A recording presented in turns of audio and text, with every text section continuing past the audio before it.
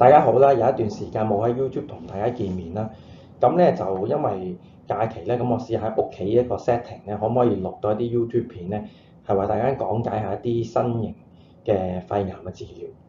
咁其實話新都唔係新㗎啦，都新咗成10年，只不過咧係之前都少人去用啦，亦即喺香港亦都少人去問。但近來咧都越嚟越多病人咧去查詢呢一種治療咧啱唔啱嘅。咁今日咧就同大家講解一啲早期嘅肺癌咧。除咗手術以外咧，第二種嘅治療選項咧，就係用呢一個叫 SBRT 或者北美洲咧，佢哋叫 SABR，其實都係指同一樣嘢。咁我哋中文就叫立體定位放射治療。其實治療啲早期嘅肺癌咧，呢一種立體定位放射治療咧，亦都係非常有效同埋安全。咁立體定位放射治療咧，簡單講就係一種好精準、直接打擊腫瘤嘅地方，而佢做嘅電療次數咧就唔似傳統嗰啲要電成20幾啊、30幾次。一般咧做呢個 SBRT 立體定位放射治療咧，其實咧一般就可能做3次啊、5次啊，或者最多8次度咧都已經可以完成嘅啦。咁既然咧多咗病人查詢用呢一種嘅電療技術去治療一啲早期嘅肺癌，咁究竟咧呢一種技術啊，即係譬如好多病人問，咁我就覺得不如用一種好似以往我都出嗰啲片咧，好似講書嘅情況咧，用一啲 PowerPoint 簡單同大家講解啦，可能係更加易明。就咧如果單用診所有時去睇症嘅時候去解釋，有時都未必解釋得咁清楚咁樣。咁首先講下呢一種高精準嘅電療 SBRT 啦。如果大家睇到呢度有幾幅圖咧，其實有3幅圖都係唔同嘅角度咧去睇住呢個係右邊嘅肺癌。呢一啲係啲 CT 嘅片嚟嘅。大家見到圈住嗰個地方咧就係個腫瘤嘅位置。咁用 CT 可以多角度咧 3 dimension 3D 咁樣去睇咧個腫瘤嘅位置喺邊。然之後咧勾畫出個腫瘤位置啦，亦都做一個電療計算嘅劑量咧。譬如大家見到紅色嘅就係話個劑量好高，就打中個腫瘤嘅地方；綠色就相對低啲劑量啦，藍色亦都係低咗一啲嘅劑量。咁嚟講咧，呢一種嘅電療技術，大家睇到其實絕大部分嘅肺即係黑色嘅地方咧，都冇乜受到電療影響，傷害到嘅只係腫瘤同佢附近一啲好微細嘅附近嘅組織啦，附近嘅肺組織。咁所以咧個副作用好輕微。好多時去做呢種電療咧，一般唔會有痛嘅感覺啦，亦都唔會有俾火燒嘅感覺啦。做嘅時候冇乜感覺，做完之後咧有幾個月後有少部分人可能有少少咳啦，但係絕大部分人其實冇乜感覺之下咧，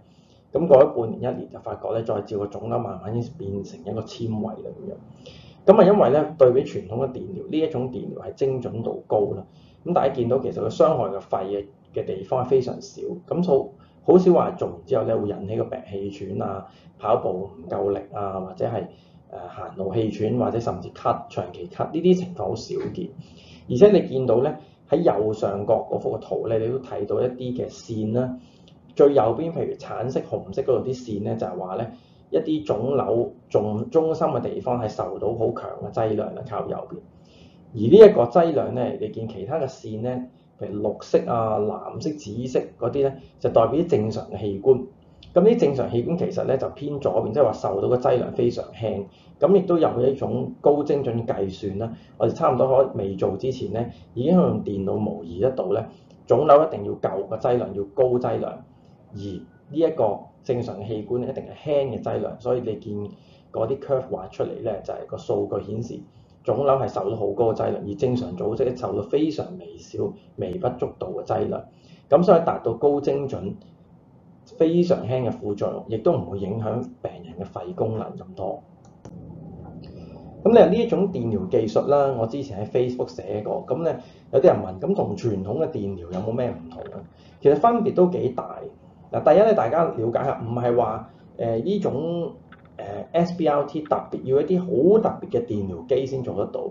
其實後邊都講到，其實唔同而家喺無論公立嘅私家醫院，唔敢講每一間，但絕大部分咧其實咧都係有咁嘅能力咧去做得到呢個 SBRT。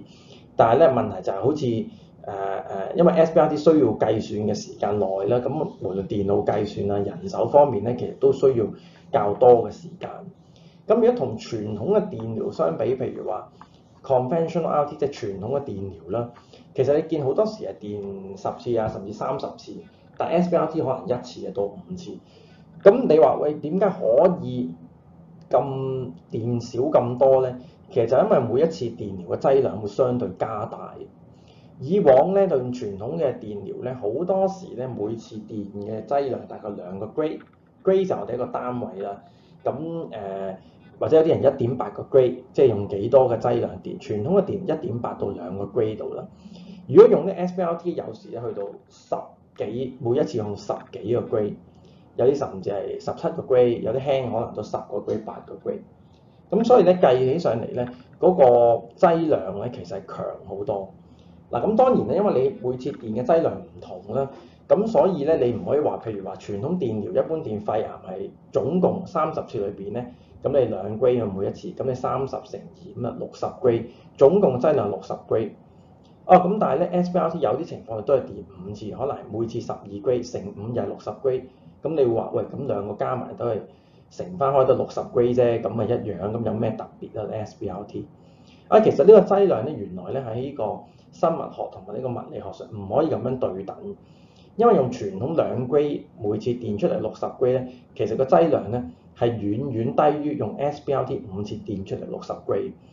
咁簡單講好簡單，如果你大家呢度聽唔明就好簡單，傳統嘅電療你當佢係 yen 咁樣，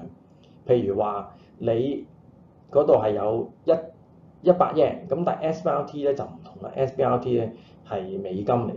咁你可唔可以話呢個傳統嘅電100 yen係相對於 SBRT 100嘅美金咧？咁如果俾人哋同你換話，我用100yen 換你100蚊美金，咁我諗大部分人都唔會制啦。咁所以咧，我哋一定要好精準，就係當你去轉換呢個劑量嘅時候，你一定要轉換一個叫生物對等劑量，英文叫 BED， 即係話將 yen 同埋呢個美金都同步兩個轉換為港幣咧，咁然之後再先去再對比嗰個就比較合適。咁但係無論如何咧，唔好講到咁複雜啦。總之 SBRT 嘅生物對等劑量，即係計出嚟轉換咗港幣之後嗰個劑量咧係大好多。咁所以咧，你有冇見佢電過5次？就因為而家可以用快速精準嘅電療，其實佢嗰個總體比嘅劑量係強好多。咁所以點解以前傳統電療做唔到效果咧 ？SBRT 可以即係殺得到啲腫瘤，醫得到。咁同埋咧，我哋睇個 margin 英文叫做，即係嗰個邊位個誤差率咧。如果傳統咧，譬如可能1至2 cm 度，咁咧 SBRT 係以幾毫米嚟計嘅，即係話可能1到3毫米，咁非常精準。咁亦都咧，因為要好精準，所以每次去做呢個 SBRT 咧，一定用 CT 去定位咯。而且好多時咧會做一個叫呼吸嘅控制。有時因為唔俾個腫瘤咧隨住呼吸咧周圍喐咁，亦都會咧係做電療勾壞個腫瘤嘅時候咧，配合好多 PET scan 啊，好多唔同多種嘅影像咧，因為個位置定得太準啦，而且個劑量太大。如果你個定位唔精準咧，咁你電嘅時候可能個腫瘤歪咗，咁你電唔到個腫瘤啦。你又唔可以話夾硬畫大啲嘅圈咧，去諗住個誤差好啲，因為你會傷到正常嘅肺。咁所以咧，對於整個電療機啊，同埋各種電療同事嘅要求啊，個時間方面，就算對病人嘅時間同病人嘅配合咧，亦都係比較高。咁所以咧，去 SBRT 治療點解會優勝過傳統電療咁多咧？就因為佢精準啦，影像技術嘅進步啦。同埋咧，亦都要好多病人嘅配合啦、呼吸嘅控制，同埋用各種機器輔助咧，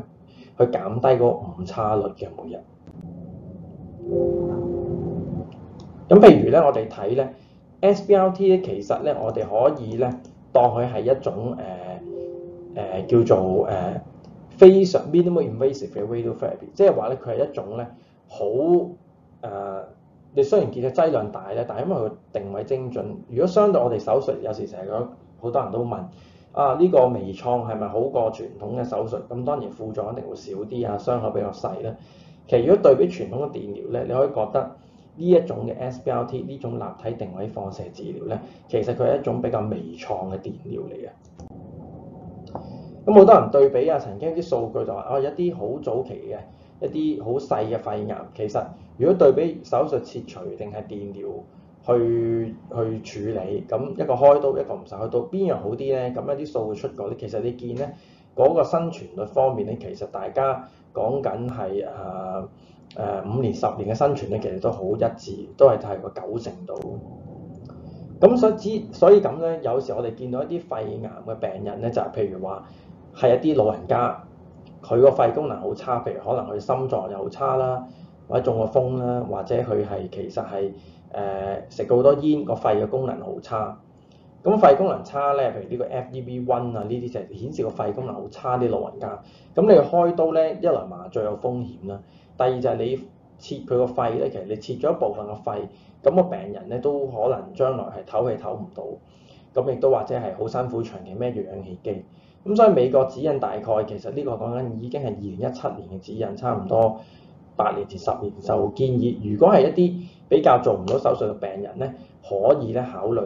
譬如個腫瘤係5cm 左右或者以下咧，可以考慮用呢一個 SBRT 作為一種係唔係一種舒緩治療，係一種我哋係叫 ablative， 即係話希望係一種絕對根治性嘅治療。咁所以大家留意呢個 SBRT 咧，佢並唔係話我做唔到手術，我舒緩下，俾少少電療劑量去撳下個腫瘤啦，咁咧就令到個老人家唔好咁辛苦。咁其實並唔係咁，呢種係一種根治性嘅治療。咁同埋淨係講過，其實因為佢個定位好精準，所以成日相對有時副作唔係咁重，比傳統嘅電療副作可能仲輕一啲。有時咧，我有時見到喺門診有啲病人嘅家屬都好擔心啊，究竟老人家頂唔頂得住啊？呢個其實咧，如果病人配合到治療，一般咧都係頂得到嘅，因為實在冇乜大嘅副作用。咁但係大家咧成日好擔心，我俾一個好高嘅劑量去電療，咁係咪俾個輕量，唔好咁傷啊？其實我哋都要考慮到咧，如果你係俾一啲傳統嘅電療作為舒緩咧，如果喺將來譬如話過咗半年、1年，個腫瘤因為你個劑量唔夠，又重新增大、重新去發展，越嚟越變大嘅話咧，咁個病人已經電過一次，其實有時咧好難咧去再做一個第二次嘅高量 SBRT。咁即係話，如果你揀咗傳統嘅電療，用一啲輕量嘅電咧，其實當個病可能幾個月或者半年控制唔到咧，就會進入翻一個比較頭痛嘅情況，因為佢又當然開頭揀得用咗傳統電療都係做唔到手術啦。第二亦都係因為你做嗰啲電療，咁你譬如個心臟啊、脊椎啊，傳統嘅電療嘅定位咪咁準啊，咁已經受過一啲劑量。到我哋就算想再做電療嘅時候咧，因為要避免個脊椎啊、心臟受到過強嘅劑量，可能要減輕個量。咁所以咧，我一般建議病人，如果係醫生判斷佢可以做一啲高量 SBRT 咧，就不如一次過咧將個腫瘤咧係進行一個精準嘅，即係一個根治性嘅打擊，就好過咧用一啲舊嘅方法，話係用一啲舒緩性舒緩咗之後咧，咁就之後咁但係幾個月之後咧個問題又再翻嚟，到時咧會令到個情況咧更加困難咁樣。咁所以呢個 SBRT 嘅特色咧就係大家知道好精準啦。咁佢嘅特色就係第一叫 4D planning，即係除咗3D 啦，咁第4D就係個時間控制，亦即係呼吸。即係呼吸咧要控制，我哋要諗埋個腫瘤隨住呼吸喐動嘅時候有咩方法。咁最好嘅方法當然係忍住氣啦，用一個叫呼吸控制嘅方法。咁因為好多時咧，如果病人配合到都係用呢一種方法去處理。咁去做電療設計嘅時候咧，個機器咧會教個病人啊點樣治療燒教個病人點樣去唞氣啊，點樣忍住道氣啊咁電。咁大家又唔使擔心話忍住道氣係咪話治療，譬如5次治療，每次係要3-4分鐘係嘛？係咪要忍住道氣3分鐘啊？咁啊當然唔係啦，有幾多個人可以忍住道氣3分鐘啊？咁其實通常我哋每次叫病人都係忍住15秒啊、20秒啊，甚至最長可能25到30秒。因為當你一忍唔到嘅時候咧，嗰個腫瘤咧其實唔係喺我哋呼吸即係電腦控制固定位置，你一放鬆唞氣咧，其實個機就即刻熄㗎啦。咁譬如可能你要電3分鐘到4分鐘，咁你每次忍到20秒，咁你中間你咪計翻幾多轉咯？譬如話1分鐘我可以忍到20秒，咁即係做3轉咁，如此類推。咁你每次忍氣嘅時間越長咧，咁治療嘅即係忍氣嘅次數越短咯。咁所以咧，大家唔使擔心，唔係叫你忍幾分鐘氣，一般都係10秒啊、20秒咁樣嘅啫。咁同埋因為咧要定 real life 即係 real time 咧，即係話佢電療緊嘅時候咧，即時睇到個腫瘤啊，即時睇到病人呼吸控唔控制到啦。咁所以你通常咧都會做一個叫 CT 嘅對位啦。咁就同傳統電療唔同啦。傳統電療咧好多時咧，肺癌電療都係同 X 光對位，有時未必咧係咁準啦咁樣。咁大家有時諗下，咁點解有啲病就可以電1次，有啲嘢要話醫生話電5次，有啲甚至再耐啲8次喎？其實都同個腫瘤嘅位置有關。譬如有啲好比較細嘅腫瘤咧，非常細，譬如藍色咁樣，佢咧就唔近一個大嘅氣管、大嘅血管，或者唔近個心臟，亦都唔係好近啲肋骨咧。有時可能咧電1次或者電3次已經 OK 啦。比較近肋骨咧，因為我哋要避開，驚個肋骨受唔住啊，引起長遠咧啲肋骨痛咧，可能咧係需要分開做5次。咁5次係一個幾常用嘅一種做法。咁有啲就比較近中間喎。如果你電得1次、3次或者5次咧，一次俾咁多劑量，大嘅氣管咧可能會頂唔順喎咁樣。咁有時呢啲情況可能會電8次。咁但係無論如何咧，咁咧就醫生都會按照病人嘅情況咧判斷咧喺個安全性同埋高效方面攞個平衡。一方面一定要夠嘅劑量先幫得到，第二方面都要咧唔好整傷到一啲氣管啊、血管啲重要嘅器官。咁所以亦都對比咧，大概2019年有一個嘅研究就係有啲病人如果係做唔到手術嚟講，一啲肺癌早期嘅，我哋睇傳統嘅電療就係藍色一條線啦，紅色一條線就係 SBRT。條線咧越低咧，就即係話咧隨住時間幾多人已經死亡。但係一件紅色嘅線咧喺咩時間咧？呢個根據大概係講緊3年到3年半嘅時間咧。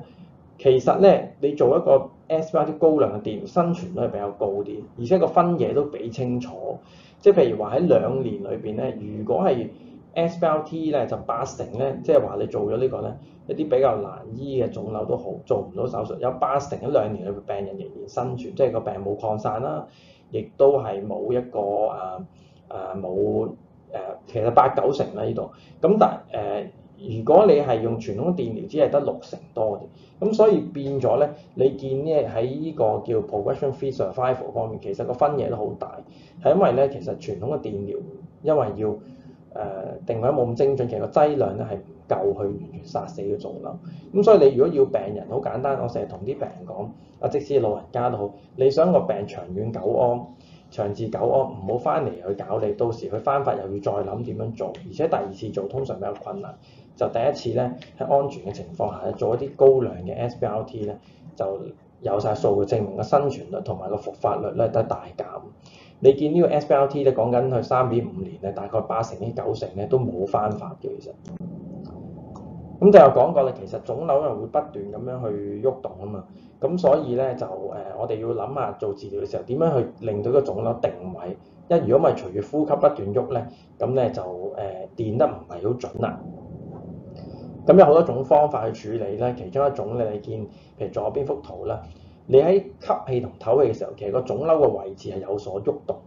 咁你見呢個 CT 嘅位，其實個腫瘤上下爭都可以爭得幾遠。咁所以一般咧就控制呼吸啦，叫病人忍住道氣。咁有啲咧就可能用另一種方法。如果話真係忍唔到道氣喎，其實用一個叫 tumor tracking，即係話咧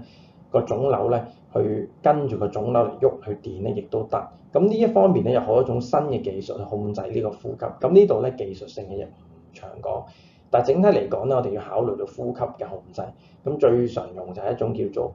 引氣嘅方法啦。第二個方法咧就係一啲叫做即係你當然可以話畫大啲啦，又可以將腫瘤嘅位置咧就畫大啲，令到佢無論呼吸、吸氣定噴氣嘅時候都可以對得準個腫瘤。咁但係咁樣做嘅唔好處咧，冇引氣咁好就係比較咧就其實你會將電療嘅範圍咧拉長咗。咁但係如果對於啲好老人家真係配合唔到呼吸，又或者個腫瘤其實非常細嘅，咁其實就算你去到 take into account 呢個呼吸嘅吸氣噴氣咧，其實可能個誤差都係爭1個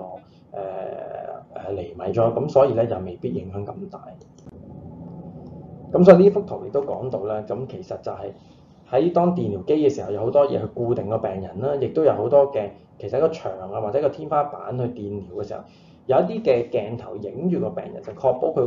個肚呼吸嘅時候嘅喐動咧係一致，即係同我哋想做嘅一致，就唔係話每一下呼吸咧都係大起大落，咁令到我哋咧冇辦法對準個腫瘤啦咁樣。咁呢個亦都係有其他嘅方法咧，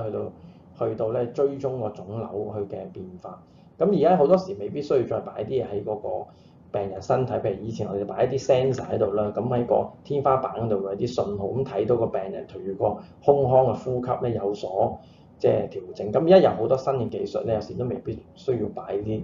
呢啲嘅器材，有啲可以直接用一啲去 sense 到一個即係你皮膚啊或者件衫嘅喐動，其實都可以對得準。咁其實而家電療仲有好多新嘅技術配合人工智能咧，其實長遠成個過程更加自動化同埋精準。